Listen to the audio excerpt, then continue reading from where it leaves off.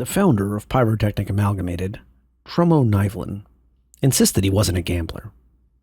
Born into a family that struggled to eke out a living, he claimed he only took calculated risks, but none would be more daring than pouring his life savings into launching the famous Pyrotechnic Amalgamated in 2409. Rich beyond his wildest dreams at the age of 30, after the sale of a data management company he founded with a friend in university, Nivlin wasn't one to rest on his laurels. He spent years courting investors for a new venture, Pyrotechnic Amalgamated, of course, but most financiers looked at the crowded mining field and Nivlin's inexperience in it and passed. Nivlin remained undeterred against the advice of friends and even family. He didn't know it at the time, but this high-risk, high-reward move would set the tone for the future of the company, one that saw Pyrotechnic Amalgamated achieve incredible highs, including the discovery of 2 entire star systems, before the accumulated risk finally dragged the entire endeavor down. According to Nivlin, the discovery of Vega in 2402 was the key moment that inspired him to found Pyrotechnic Amalgamated. Newly rich and in search of a new business venture, and in discussions with his husband, a lawyer representing a mining concern, fighting for the rights to a massive claim in Sela, also known as Vega 3, opened Nivlin's eyes to the profit potential that an untapped piece of frontier could offer. Meanwhile, some of his fondest childhood memories were joining his aunt on mining runs that endeared him to the profession and sparked an obsession with geology. Nivlin spent 2 years researching the industry and assessing its business practices. He identified several areas where his prospective company could forge a strategic alliance and gain incredible advantages. But he refused to specify them in the business plan to ensure potential investors wouldn't steal and implement them elsewhere. After years of searching for investors, only a few had actually agreed to back his venture. So Nivlin, in 2409, made the bold call to self-fund the rest of it. The risk was massive, but his timing couldn't have been better. Humanity discovered Virgil in 2412, and that fast-tracked the terraforming of the first planet due to favorable conditions. To encourage private investment, the United Empire of Earth, UNE, allowed mining companies early access to prospect the system and bid on mining rights.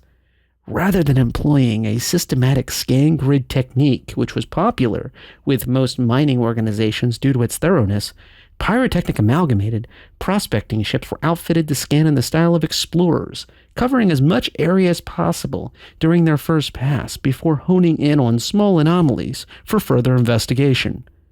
Other companies mocked Pyrotechnic Amalgamated ships speeding across the system, but their unique approach allowed them to identify and ultimately underbid on several lucrative locations. The windfall profits from these claims enabled the company to expand and reinvest in technologies that kept them on the cutting edge for decades. As humanity entered a global golden age of expansion in the mid-25th century, no mining company was better positioned to explore these systems and identify viable claims than Pyrotechnic Amalgamated. Despite these successes, Nivlin's ultimate goal was to discover a system, believing that finding one would be enough to sustain the company for not just decades, but centuries, and establish its name in history. He created an exploration division whose sole purpose was to find new jumps, and required all company and contracted ships to share their flight data with it. He would retire in 2457 without achieving this dream, but the systems he put in place would eventually pay off for the company. In 2469, the crew of the company tanker Roustabout noticed a gravitational anomaly while crossing Kano and filed a detailed report with the Exploration Division. It remained overlooked until 2493 when CEO Cecil Uchiha ordered legacy flight records be reassessed to factor in scientific advancements in jump point detection. By then, Pyrotechnic Amalgamated's fortunes had soured after its pioneering exploration and scanning practices had become widespread within the industry. Losing its competitive advantage and exhausting several profitable veins left, Pyrotechnic Amalgamated was in a precarious position. Industry insiders believed the company would need a miracle to survive. This decades-old flight data from Roustabout would prove it and provide for what it needed. It turned out that the anomaly data contained a new jump point, and it didn't take long for the exploration ship dispatched by Pyrotechnic Amalgamated to take preliminary scans of the system. Insiders claim that CEO Uchiha screamed in celebration upon receiving the news of the discovery, and then screamed in frustration upon seeing the system suffered from unpredictable solar flares. Still, significant mining deposits on Pyro 2 and the presence of water and breathable atmosphere on Pyro 3 convinced Uchiha to direct executives to devise a plan to assess and exploit the system. Pyrotechnic Amalgamated registered its discovery with the UNE and named the system in honor of both the company and the system's volatile star.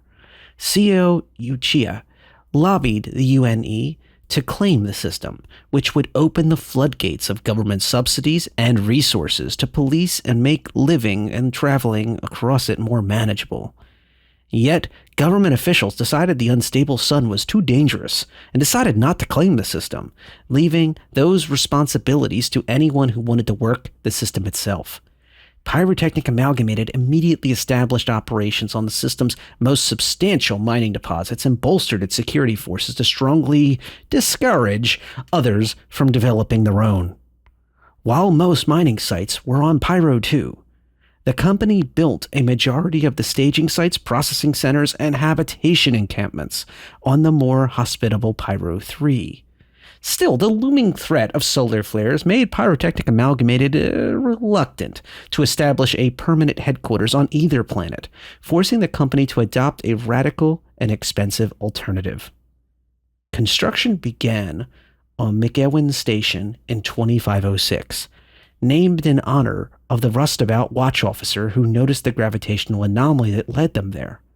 The station was designed to be a massive and awe-inspiring operational hub for the company. Yet it wasn't long before this ambition clashed with reality. Construction cost overruns, disappointing mining profits from Pyro 2, and a downturn within the mining industry in general combined to drag the company's bottom line far down. In late 2508, CEO Uchiha slowed construction of the station due to liquidity issues and seriously considered abandoning it until another discovery convinced her otherwise. In 2510, a Pyrotechnic Amalgamated security force hunting an outlaw crew ran deep space scans that returned an unusual result. The company dispatched an exploration ship that discovered a jump into a new system. Scans showed a promising asteroid belt, but no habitable planets. Financially strained, Pyrotechnic Amalgamated decided not to pursue interest in the system. They registered it with the UNE under the name Nivlin and used the finder's fee to fill the budget shortfall in constructing McEwen Station. Construction of McEwen Station was completed in 2512. It streamlined mining and supply operations for the company's operations within the system and provided an additional revenue stream for the sale of fuel, food, and other supplies to independent miners traveling to and from Nivlin. The discovery of the Terra system in 2516 and a jump from it to Pyro also boosted traffic to the station. Meanwhile, Pyrotechnic Amalgamated attempted to capitalize on its proximity to Terra by bidding on mining rights on several sites in the system. But in a now infamous incident, the company wildly overbid for an Arau load after data from a faulty scanner convinced executives that it was worth 10 times its true value. Then, in 2539, a jump was discovered from Nivlin to Gurazil, placing it in the middle of a brewing human-Shian Cold War. The government quickly restricted access to the system and renamed it Hadrian. The loss of civilization access to the system noticeably reduced traffic to McEwen Station. By 2542, many of the company's mines within Pyro have become significantly depleted, and aggressive attempts to find significant deposits some elsewhere were unsuccessful. The loss of traffic to McEwen Station also meant that the station's operational cost exceeded what Pyrotechnic Amalgamated made in the system that year. The company attempted to sell the station to the government, pitching it as the perfect resupply hub for Hadrian, but failed to secure a deal. Pyrotechnic Amalgamated spent 2550s shrinking its workforce, reducing its areas of operation, and liquidating assets to try to stay afloat. Following the First Devaran War, as shield tech advancements from the Devaran made their way to civilian ships, there was a glimmer of hope that the company could leverage that tech to access mines and parts of the system that were potentially too dangerous previously. Yet the new shield tech also meant outlaws could easily survive and thrive within the system far more than before. Having drastically reduced its security forces as a cost-saving measure, Pyrotechnic Amalgamated found itself constantly under attack, which made exploiting those meager and hard-to-reach resources not worth the cost.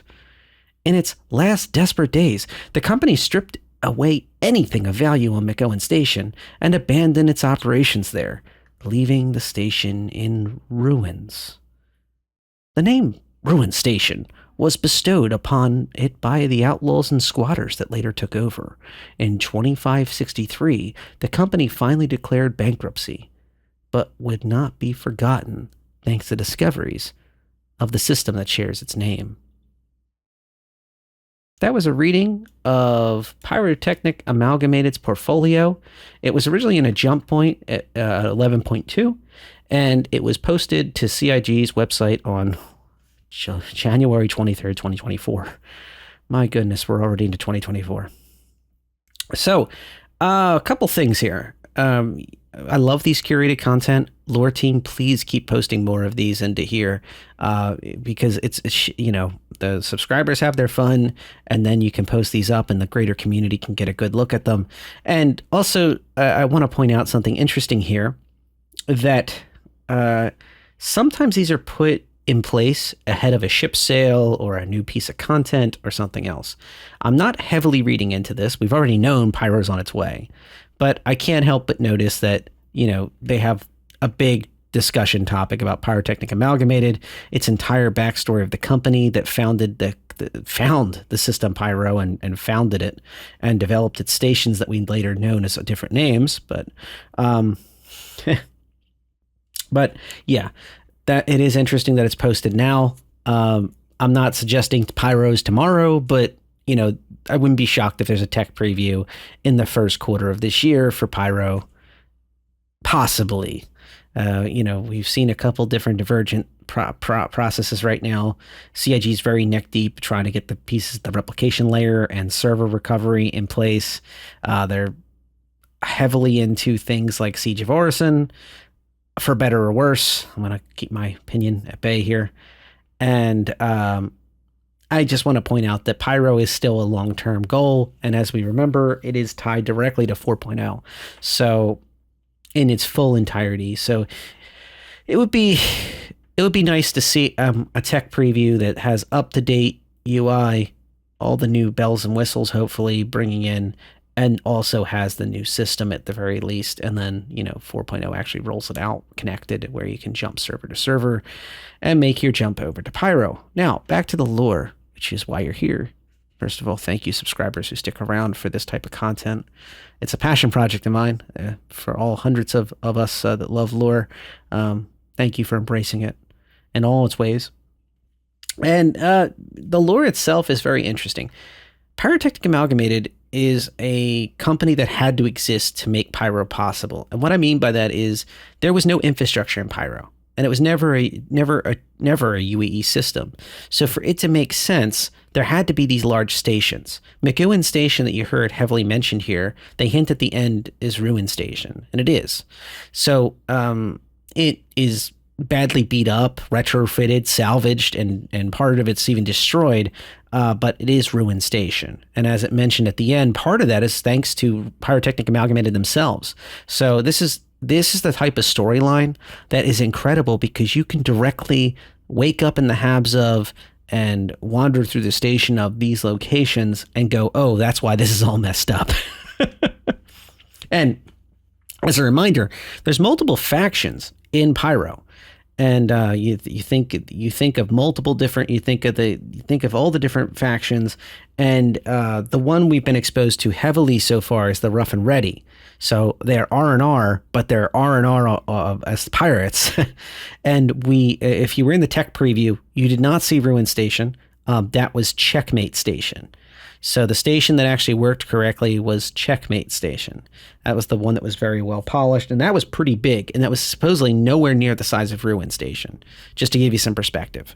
So where the guy was yelling about the noodles, and the sea nuts were there, and the guy physically selling rail guns, and right next to the noodle maker, down the hall from the noodle maker, all of that was Checkmate Station, not Ruin.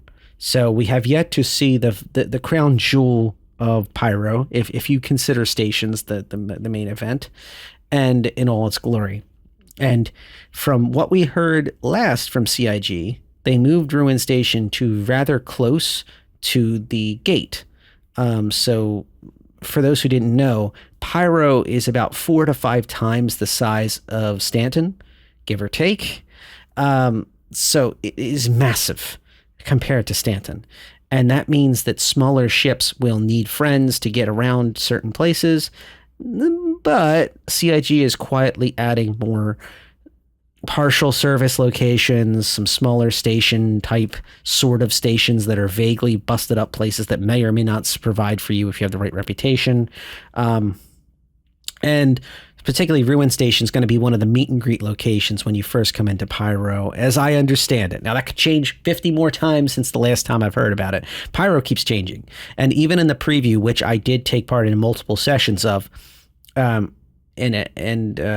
testing is just wonderful for, we only had the inner planets and Checkmate Station that really worked well. So to see Pyro in all its glory and its much larger size and outer ring planets and such, it will be very interesting. And I think that's going to be more of like to give you the scale and idea of why Pyrotechnic Amalgamated did so well there, and then why they failed so quickly. When you hear about the need for better shielding to get out further and safely get out there into more dangerous pockets that have smaller, high risk, high reward, but they're too small for such a large company, you'll understand when you get there. The solar flares are genuinely terrifying. I've been through a few of them, and yes, the ship itself will protect you. If you're outside, you just die. Structures and ships seem to protect you. But even in the ship, like every single light on the ship gets super bright. The noise is incredible. It sounds like an explosion happening, and your shields, you just hope they hold up. Like it's an incredible feeling. And it also acts as like a pulse. So when you're in Atmo, it can be actually kind of dangerous to fly while there's a solar flare. If you're outside working on the surface or fighting on the surface, who are we kidding? It's wise to get to a ship or get inside a building and get safe. You'll see that a lot of the buildings are not very poorly constructed, and that shows Pyrotechnic Amalgamated understood the danger of the solar flares, developed for them. They're very robust structures, most of them, and you can tell which ones were from the before times and which ones were salvaged together and put together very poorly later on, kind of thrown together. I will say that the system itself is kind of interesting. I spent a lot of time talking about the station and Pyrotechnic Amalgamated, which of course the story is about. And the story of the two CEOs is you've already heard in the storyline, which are both fascinating folks. I would say I want to talk more about Pyro 2 and 3. So Pyro 2 has its own backstory, the Prophet of Pyro. I'll put it in the end card here, but in the end of this video. But I have a lore talk about one of the Fire Rats leaders going absolutely incredibly crazy over trying to find this actual being, deity, person, whatever they perceived it as the Prophet of Pyro. Supposedly something that talks or screams to you, And others say it's a natural occurrence, like it's basically the core of the planet, or whistling through the mines from solar winds, or whatever it is. Pyro 2 is a very lonely place. It could also be in your mind. But it is one place I'm very excited to find, is explore those old mines and try to discover what truly is the profit of Pyro. And I hope CIG put in a few little Easter eggs, or maybe something even more significant. I think of the Fallout days or something else from the other games that allow you to explore wastelands and stuff and find some really incredible things, and maybe truly find out, was it all a gimmick to drive this person to make bad decisions and get caught out of position? Or, sorry, I'm not going to spoil anything more. Or is it more about something deeper, something more passionate? And no one actually knows what the profit of Pyro is. It's all conjecture until we go exploring and finding it. Also, Pyro 3, as noted in the story, is where you want to be if you want sort of breathable air. But as we spoke about, every time there's a solar flare, it tries to kill you. So I wouldn't want to be out in a t-shirt hanging out on Pyro 3 when there's a solar flare about to happen. Now, if you're wearing a helmet, it gives you a giant warning. It also beeps on your system. It is an incredible experience. I'll try and dig up the video and put it here towards the end of this, because it is unique. It's only a few seconds long, but when the first time you go through it, it's quite a trip. And each time you kind of want to plan your events around it. I found that people would not want to fight during solar flares, especially in Atmo, because of its perceived negative capacities, and also the fact it's blinding. Everybody wants to bed down until it's over. And it's a great equalizer to remind us all, just how small we are compared to the power of the angry stars, So, with all that out of the way, I hope that you appreciate this, that the severity, the size, the scale of what Pyrotechnic Amalgamated tried. They built an empire. They built a corporate empire, and they're so powerful and so big that they couldn't, but still could not try to make use of of another system, an entire other system that they discovered. The early days of Hadrian, you hear here, and Ivelan, as they called it. They couldn't even make use of it. That's how big of a world we're in. The verse itself is just so severely large that none of us are truly able to embrace it all. And in a way, I'm kind of happy that is. I'm kind of happy that StarCitizen is a verse that is so alive and so large and so big that we can all make a difference, but we're never truly going to have a true handle on everything. And it would take groups, large-scale operations, to really realize even just one system we can explore together and, well, exploit for resources, a lot like Pyrotechnic Amalgamated did. And just like them, whether you're on the side of a few pirates or not, try to make use of those resources while you're fending off other factions. And, yeah, maybe that's the spirit of the system. In general, Pyro is meant to be a place for those who just want to be out there and make their own rules, and that's okay. Yeah, that's okay. So I think that's all I wanted to cover. And yeah, okay, I got it covered. I didn't bad talk Siege of Orison, so all's well. And yeah, I'm gonna put at the end here, if I can find it, the actual solar flare event, a little short little clip of me and my Phoenix experiencing one. And that's about all I got for you. Thanks again for sticking around, to my long-term subscribers, and have a great night. So I'm en route to Bloom. Let's play some tunes.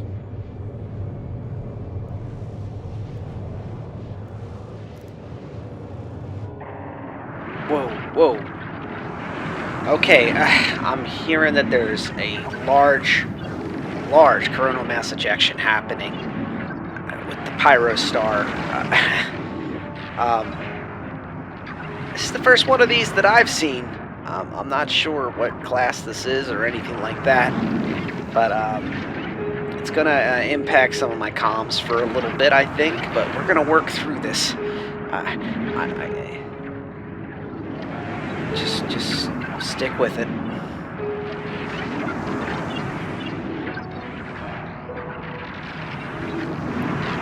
All right. Ship's holding together so far, it seems. I'm seeing a large electrical disturbances on it.